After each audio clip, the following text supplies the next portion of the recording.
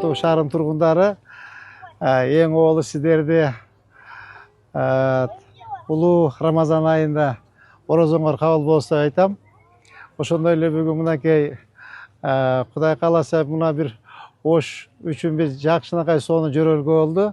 Урматтуу президенти Садыр Кожоевич келип, эли менен жолугуп, шаардын тургундары менен жолугуп, белектерин берип кетти. Бул шаардын үчүн аябай жакшы көрүнүш деп ойлойм. Аны менен эле бир чектелип калбастан, мына Кудай кааласа биздин шаардын өзүбүздүн бюджеттен, шаардык бюджеттен узундугу 200 метр, туурасы 22 метр жолду мынакей ачуу аземинде турабыз. Ушул биздин Асыранкулов атындагы көчөбүз ак жолтой жол болсун, көпкө чыдасын. Мынакей көптөгөн ушул жерде тыгын болчу эле, автотыгындар. Ошол мына бир топ ошо шаардын тургундарга жеңилдик болду. Жолубуз жакшылыктарга кызмат кылсын. Солнечное освещение койдук. Мына бир жакшынакай болсун депчи, мына шаардан азыр биз жыл сайын 58 миллион төлөйт экенбиз ошол шаарды жарыктандырууга. Могул жерге мынакей булар күндүзү заряд алат, кечинде жарык берет. И плюс тротуарында жасадык, озеленениясын жасадык. Тиякта жетишпей калдык. Ал жакта кара мрамормен жасап, татынакай кылып, теги ступенькаларын да коебуз, Кудай кааласа. Урматтуу Жеңишбек Шыматович, урматтуу жамаат, калыс жараткан мамлекет үчүн, жер үчүн Алла Тааланын ушул жолуна, жолду супра деп коет исламда. Ушундай жолдорду куруп, шаарыбызга бир канчалаган бир жакшылыктарды алып келип көп кызмат кыла беришиңиздерди жараткан Алла Таала өзү жардам берген болсун. Бул жолдор шаарыбыз баарыбызга насип этсин, көп жылдар кызмат кылсын.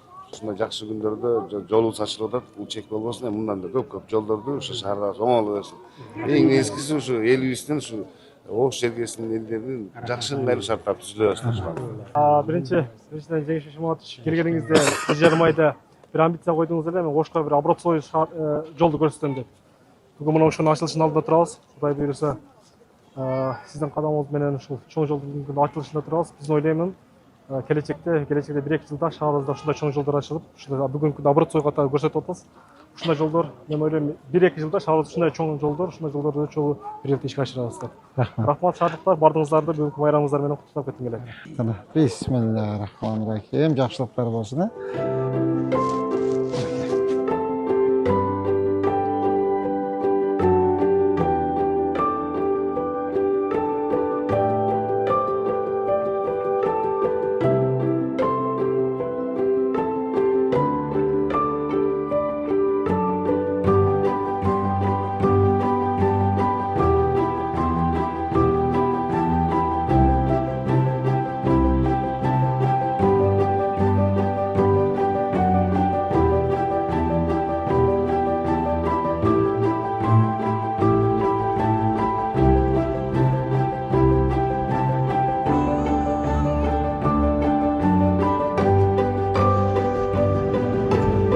Шаарыбыз гүлдөгөн шаарлардан болсун. Амин. Аллаху акбар. Рахмат.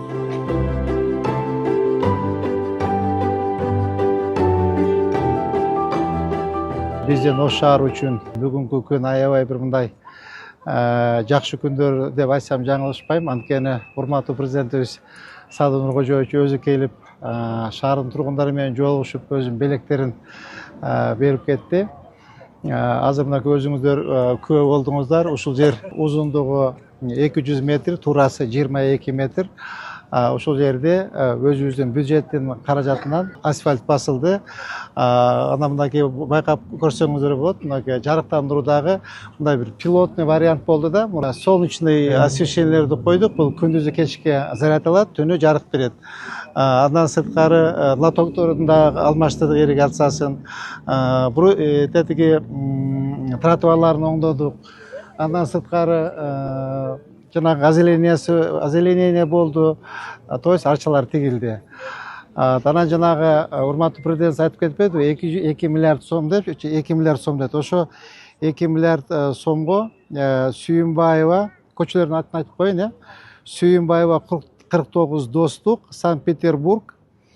Так, экинчи улица Атабаева, улица Мамырова, Дуалиева. Так, үчүнчү көчө 47 көчө Достук, Атабаева, До Абжалиева. Так, андан кийинки Моминова көчөсү, Өскөналиевадан Калинина көчөгө чейин, Волгоградская көчө, жанагы мечитти снос болуп атпады, ошо Волгоградская көчө Айтиевадан Темирязовага чейин. Темирязова көчө тетик Осмонова чейин барат.